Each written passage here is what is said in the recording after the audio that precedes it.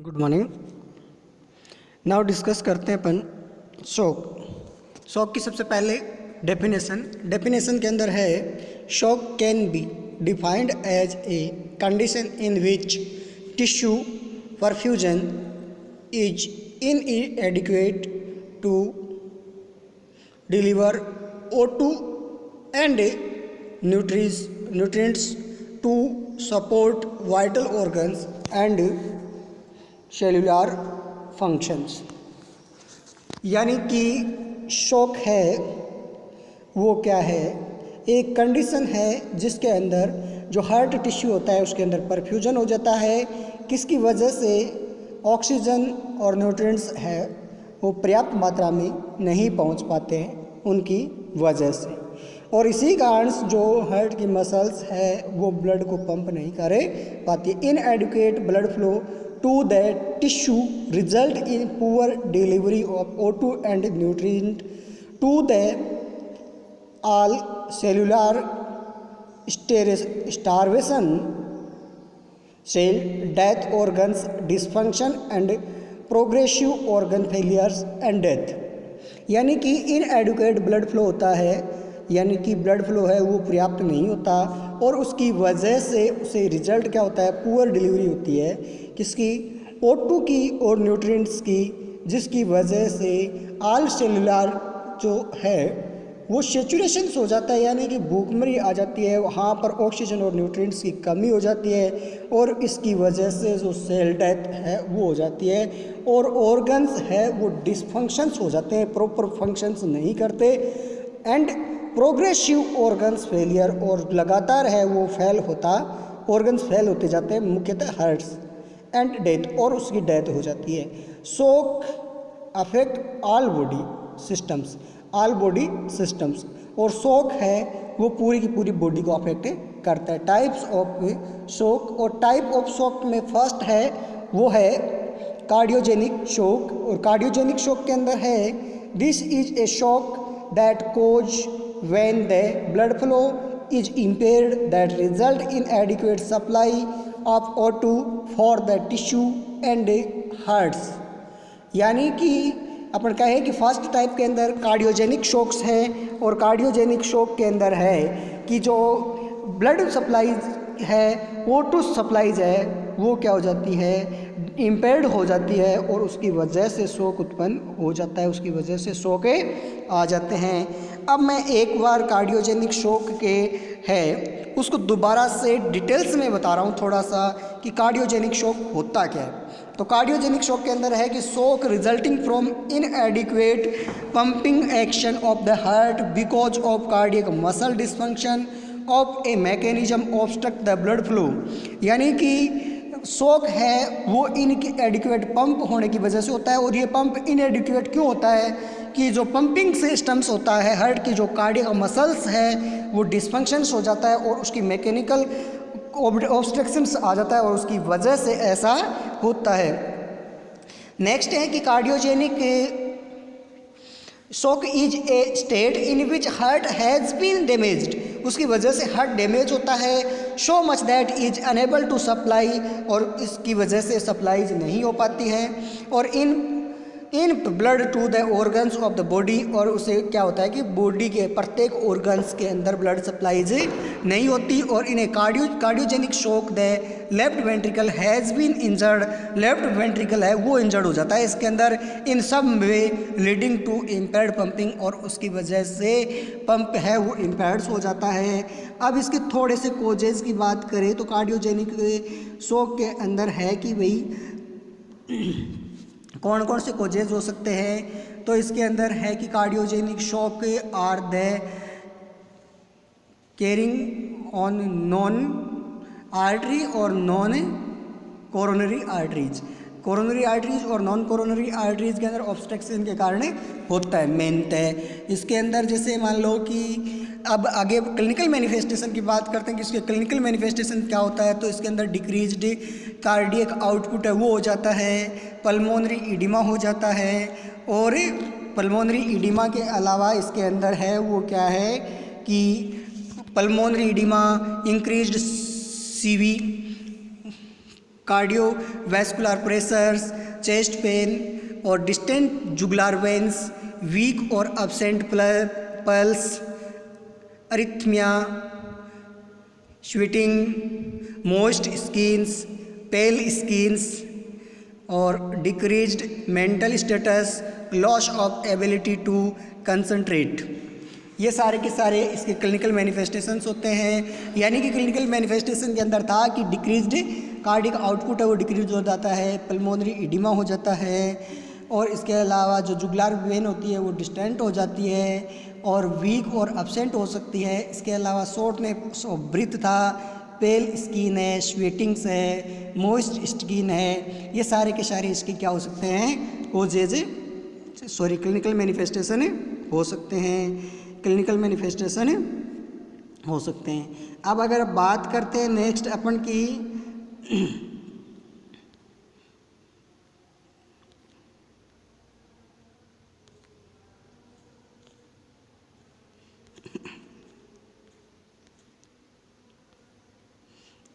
Hypovolemic shock.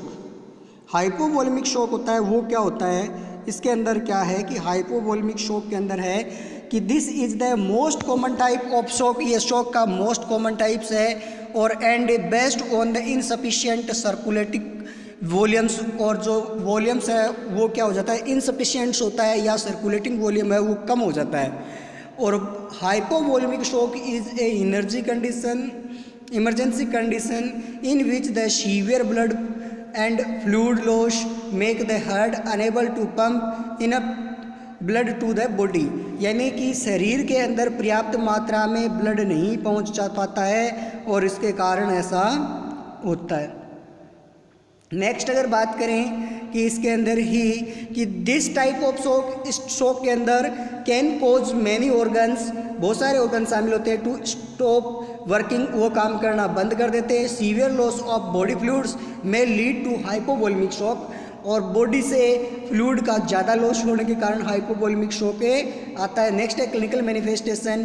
Clinical manifestation के अंदर है डिक्रीज्ड कार्डियक आउटपुट और hypotension, altered tissue perfusions, cool and clammy skins, cyanosis, pale skin colours, rapid weak, thready pulse, thirst and dry mouth और fatigues, anxiety, restlessness, altered mental status.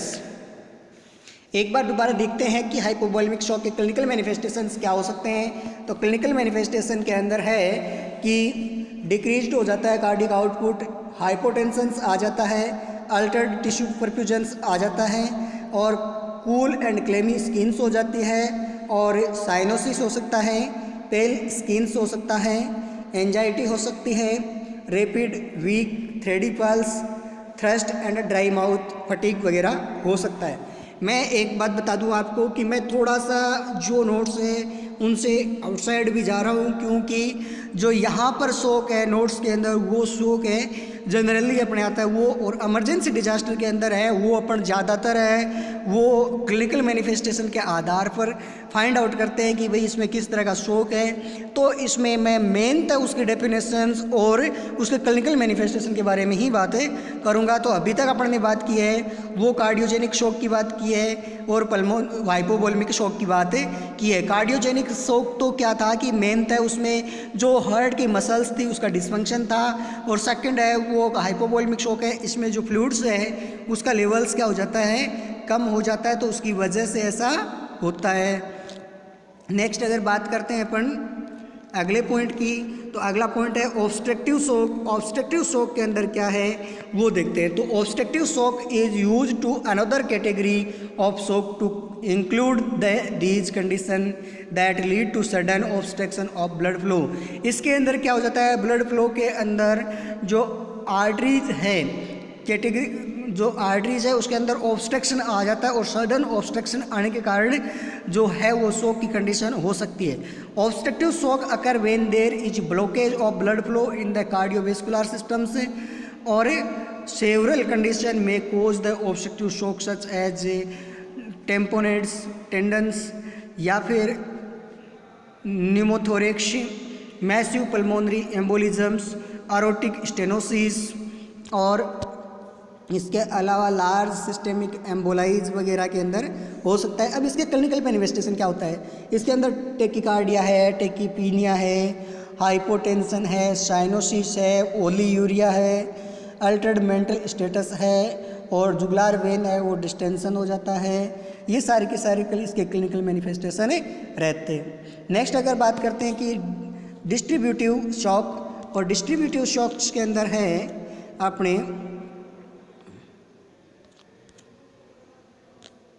Distributive shock के अंदर है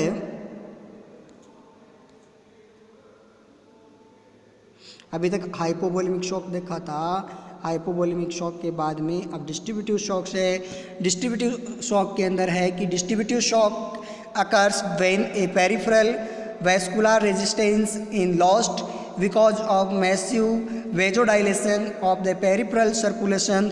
Distributive shock including anaphylactic, septic and neurogenic shock इसमें count किया जाता है। तो इसके अंदर जो फर्स्ट है वो एनाफाइलेटिक शॉक है। तो एनाफाइलेटिक शॉक के अंदर देखते हैं कि anaphylactic shock is a shock state resulting from a severe allergic reaction producing overwhelming systems, systemic vasodilation and relative hypovolemia से संबंधित हो सकता है। Anaphylactic shock occurs when the body has an extreme hypersensitivity, reaction के कारण भी हो सकता है। Release of histamines caused by the widespread vasodilation leading to hypotension and increase capillaries permeability. अब एक क्लिनिकल मैनिफेस्टेशन, तो इसके क्लिनिकल मैनिफेस्टेशन के बारे में बात करते हैं। तो क्लिनिकल मैनिफेस्टेशन में स्किन इरप्शन हो सकता है, लार्ज बम्प्स हो सकते हैं, लोकेलाइज्ड एडिमा हो सकता है, लेरिंजियल एडिमा हो सकता है, वीक एंड रैपिड पल्स हो सकती है, ब्रीथलेसनेस हो सकता है, कफ हो सकता है, टेकिकार्डिया हो सकता है, टेकीपीनिया हो सकता है, एक्सट्रीमली अप्रेहेंसिव हाइपोटेंशन हो सकती है, साइनोसिस हो सकता है और complain of A metallic states के बारे में भी कंप्लेन कर सकता है। इसके अलावा अगर बात की जाए सेप्टिक शॉक, तो सेप्टिक शॉक है वो किसी इन्फेक्शन की वजह से एंड इन्फ्लामेटरी रिएक्शन होता है उसकी वजह से वेजोडाइलेशन के कारण होता है। इसमें जो है वो वेजोडाइलेशन लीडिंग टू हाइपोटेंशन के कारण ऐसा हो सकता है। नेक्स्ट है न्यूरोजेनिक शॉक। न्यूरोजेनिक शॉक के अंदर भी क्या है, neurogenic shock occur causes when a dysfunction or injury to nervous systems cause extensive dilation of peripheral blood vessels और उसकी वजह से न्यूरोजेनिक शॉक प्रोड्यूस्ड हो सकता है। इसके जो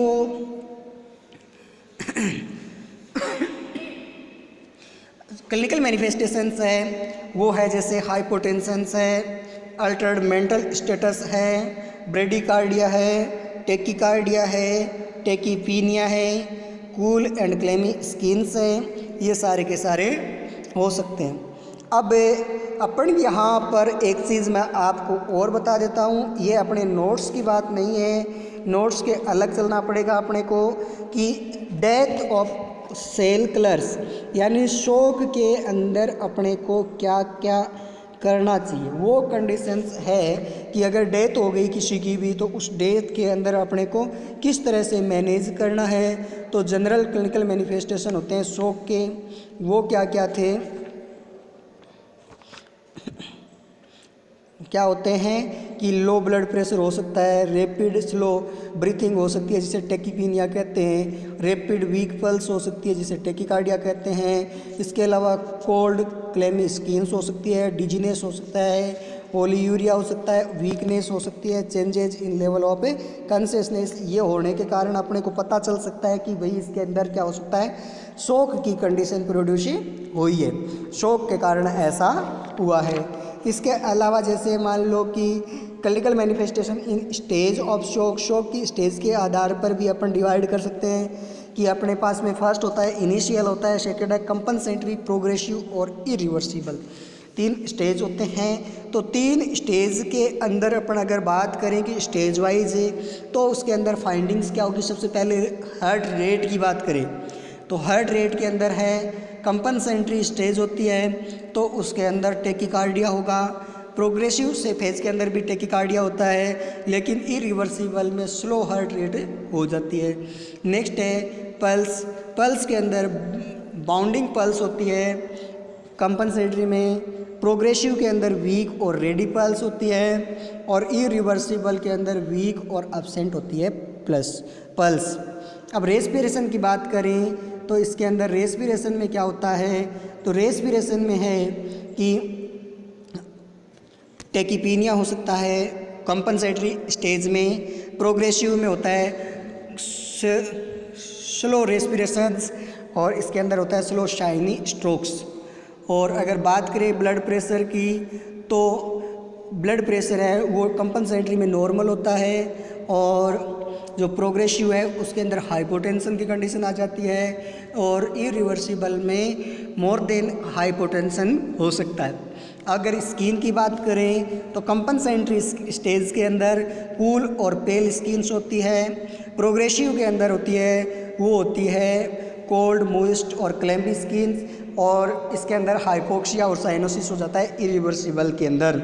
इसी तरह अगर यूरिन आउटपुट की बात करें तो कंपनसेटरी स्टेज के अंदर नॉर्मल होता है लेकिन थोड़ा डिक्रीज्ड, और प्रोग्रेसिव के अंदर डिक्रीज होता है, ओलिगोयूरिया कंडीशन हो जाती है, और इरिवर्सिबल में एनूरिया हो जाता है।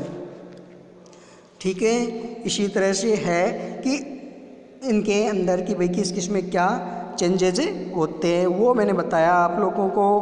अब मैं आपको बता रहा हूँ कि मैनेजमेंट ऑफ शॉक, शॉक का मैनेजमेंट किस आधार पर किया जाना चाहिए। तो सबसे पहले है कि अगर मान लो मैनेजमेंट करें तो मैनेजमेंट के अंदर overall management of shock, shock का ओवरऑल मैनेजमेंट किस तरह से करेंगे, तो फर्स्ट इसके अंदर है management of airway, breathing and circulation. अपन सबसे पहले एयरवे चेक करते हैं, उसके बाद में उसका ब्रीथिंग लेवल्स, और उसके बाद में उसका सर्कुलेशन लेवल्स चेक करते हैं, और इन्हीं का मैनेज करते हैं। सबसे पहले एयरवे को मैनेज करना है, ब्रीथिंग को करना है, और सर्कुलेशन को करना है। सेकंड आता है कि fluid replacement to restore the intravascular volumes.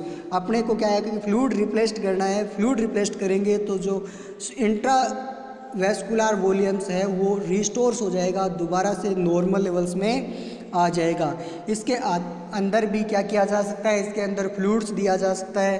क्रायोस्टोलॉइड्स होता है, क्रायोस्टोलॉइड्स के अंदर होता है कि भाई जो फ्लूइड दिया जाता है कॉमन इंट्रावेनसली फ्लूइड वो 0.9% सोडियम क्लोराइड्स देते हैं सॉल्यूशंस, जिसको नॉर्मल स्लाइन्स कहते हैं, या रिंगर सॉल्यूशंस दिया जा सकता है। Lactate solutions are used maintain to intravascular fluid volumes, ये दिया जा सकता है। नेक्स्ट है कोलोइड्स। कोलोइड्स के अंदर है जैसे 5% एल्बुमिन सॉल्यूशन, या फिर अपन कहें कि 6% डेक्स्ट्रांस, या 6% बीटा स्टार्च, ये सारे के सारे दिए जा सकते हैं, इसको कोलोइड्स कहते हैं। इसके अलावा थर्ड होता है कि उसको क्या कर दिया जाए, ब्लड ट्रांसफ्यूजन कर दिया जाए। अगर अपन चाहें तो उसके ब्लड ट्रांसफ्यूजन भी कर सकते हैं कि अगर मान लो कि लॉस हुआ वो ब्लड का बहुत ज़्यादा, तो उसको दे सकते हैं। थर्ड होता है कि अपने वैसो एक्टिव मेडिकेशंस भी प्रोवाइड करवाई जा सकती है, जैसे डोपामिन्स है, डोबुटामिन्स है, या फिर नॉर एपिनेफ्रिन्स है। इसके अलावा वेजोडाइलेटर्स दे सकते हैं, जैसे नाइट्रोग्लिसरिन्स है, सोडियम नाइट्रोप्रोसाइड्स है, हाइड्रालेजेज है, और इसके अलावा उसको न्यूट्रिशनल सपोर्ट भी दिया जा सकता है। अगर एक बार से अपन शॉक के बारे में पुनः शुरू से देखें तो इसके अंदर क्या क्या करना चाहिए। सबसे पहले अपन ने शॉक की डेफिनेशन पढ़ी। शॉक है वो किस कारण से होता है, कि शॉक का मतलब है बेहोशी की हालात होना, और बेहोशी की हालात तब होती है जब अपने जो मान लो ऑर्गन्स है उसके पर्याप्त मात्रा में न्यूट्रिएंट्स और ऑक्सीजन नहीं जाती है, उसकी वजह से होता है। और ऐसा इस वजह से होता है कि अपना जो सेलुलर जो सिस्टम्स है वो डिसफंक्शंस हो जाता है। और इसके बाद में इसके शॉक के टाइप्स के बारे में बात की, तो शॉक के टाइप्स थे वो मैंने बताए आपको कौन कौन से टाइप थे। कार्डियोजेनिक शॉक है, हाइपोवोल्मिक शॉक है, हाइपोवोल्मिक शॉक के बाद में ऑब्स्ट्रक्टिव शॉक बताया, और ऑब्स्ट्रक्टिव शॉक के बाद में बताया आपको इनके 3 टाइप है। डिस्ट्रप्टिव शॉक, और डिस्ट्रप्टिव शॉक के 3 टाइप है। एनाफाइलेटिक शॉक है, सेप्टिक शॉक है और न्यूरोजेनिक शॉक है। उसके बाद में अपन ने बात की थी कि डेथ ऑफ कलर्स के बारे में, जैसे इसके अंदर अलग अलग अपन ने स्टेज बनाई थी कि फर्स्ट स्टेज होती है जिसको इनिशियल कहते हैं, सेकंड कंपनसेटरी स्टेज होती है, थर्ड प्रोग्रेसिव स्टेज होती है, फोर्थ होती है इरिवर्सिबल स्टेज। बाद में अपन ने एक बात की थी कि मान लो जनरली अगर मान के शॉक की बात करें तो उसके क्लिनिकल मैनिफेस्टेशन क्या थे उनके बारे में बात की थी, और इनमें बताया था कि उसके हाइपोटेंशन हो सकता है, टेकिकार्डिया हो सकता है, टेकीपीनिया हो सकता है और कोल्ड क्लेमी स्किन से हो सकती है। इसके अलावा उसके ओलिगोयूरिया और डिजीनेस वीकनेस वगैरह भी हो सकती है, और जो उसका कंसियस लेवल्स होता है वो अल्टर्ड हो जाता है, उसमें चेंजेज आ जाते हैं। उसके बाद में अपन ने जो बात की थी वो बात ये की थी कि अपन ने कि उसके में जो मान लो clinical manifestation of stage wise की थी कि हार्ट रेट के अंदर, पल्स, रेस्पिरेशन, ब्लड और स्किन के अंदर, कि कंपनसेटरी स्टेज में क्या होता है, प्रोग्रेसिव में क्या होता है और इरिवर्सिबल में क्या होता है, ये मैंने वीडियो में पहले बता चुका हूँ। फिर मैनेजमेंट ऑफ शॉक में बात किया था कि ओवरऑल मैनेजमेंट ऑफ शॉक के अंदर था कि फर्स्ट अपन मैनेजमेंट करते हैं किसका, एयरवे का, ब्रीथिंग का एंड सर्कुलेशन का। उसके बाद में सेकंड लेवल्स होता है, उसके अंदर अपन फ्लूइड रिप्लेस करते हैं, रिस्टोर इंट्रावेस्कुलर वॉल्यूम्स को मेंटेन करने के लिए। इसमें क्रायोस्टोइड्स दे सकते हैं, इसके अंदर बताया था कि 0.9% सोडियम क्लोराइड होता है वो दे सकते हैं। कोलोइड्स के अंदर बताया था कि जैसे मान लो 5% एल्बुमिन है, 5% डेक्स्ट्राज है, 5% बीटा स्टार्च है या 6% डेक्स्ट्रांस है, ये सारे के सारे फ्लूइड्स दिए जा सकते हैं। थर्ड इसके अंदर ऑप्शन होता है कि उसको ब्लड ट्रांसफ्यूजन कर दें।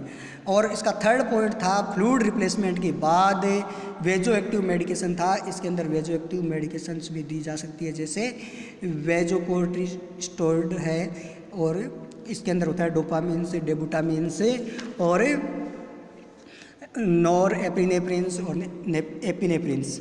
और इसके अलावा उसको वेजोडाइलेटर्स दी जा सकती है, जैसे नाइट्रोग्लिसरिन्स है, सोडियम नाइट्रोक्लोराइड्स है या हाइड्रोलेजेज है, जीन्स है। और इसके अलावा फोर्थ पॉइंट था उसके अंदर अपन ने कहा था कि इसको न्यूट्रिशनल सपोर्ट भी प्रोवाइड करवाई जा सकती है। ये सारे के सारे थे, वो एक मैनेजमेंट था शॉक का, और अपना ये शॉक पॉइंट्स है वो पूरा हो चुका है। अगर इसमें मैंने एक चीज़ पहले भी बताई है, अगर आप पूरा वीडियो सुनोगे तो मैंने उसमें कहा था कि मैं इसके अंदर शॉक है वो शॉक की पूरी है वैसे का वैसा नहीं बता करके मैनेजमेंट है वो किस तरह से करना है, क्योंकि ये डिजास्टर मैनेजमेंट है। और डिजास्टर मैनेजमेंट के अंदर भी ये है कि जैसे मान लो कार्डियक अगर कोई डिजीज़ होती है तो उसका मैनेजमेंट किस आधार पर करना चाहिए, तो डिजास्टर के आधार पर है वो मैंने शो पे पढ़ाया है। अगर आप ये वीडियो सुन करके अगर इसको पढ़ोगे, तैयार करोगे तो आपके ज़्यादा फ़ायदा रहेगा, नहीं तो सीधे नोट्स भी बना सकते हो आप, जिसकी मैं PDF नीचे डाल रहा हूँ। ठीक है, थैंक यू।